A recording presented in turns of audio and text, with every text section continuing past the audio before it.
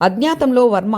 తెలంగాణ, తమిళనాడులో పోలీసుల గాలింపు. సినీ దర్శకుడు రామ్ గోపాల్ వర్మ ప్రస్తుతం వివాదంలో చిక్కుకున్నారు.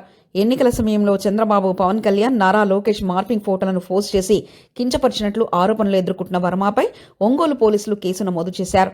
విచారణకు హాజరు కావాలని 2 సార్లు నోటీసులు పంపినా ఆయన స్పందించలేదు. నిన్న ఒంగోలు రూరల్ పోలీస్ స్టేషన్లో హాజరు కాకుండా అజ్ఞాతంలోకి వెళ్లిపోయాడు. హైదరాబాద్లోని వర్మ నివాసంలోనూ ఆయన కనిపించలేదు. తన సిబ్బంది పోలీసులకు తెలిపారు. దీంతో తెలంగాణ, తమిళనాడు రాష్ట్రాల్లో ఆయన కోసం గాలిస్తున్నారు. వర్మ తరఫున లాయర్లు వర్చువల్ విచారణకు హాజరయ్యేందుకు అనుమతి కోరినా పోలీసులు దాన్ని తిరస్కరించారు. ఇదే సమయంలో ఏపీ హైకోర్టులో ముందస్తు బెయిల్ పిటిషన్పై ఈరోజు విచారణ జరగనుంది. వర్మ వ్యవహారం చట్టపరంగానే కాకుండా రాజకీయంగా కూడా ప్రాధాన్యతను సంతరించుకుంది. రాబోయే పరిణామాలు కీలకంగా మారనున్నాయి.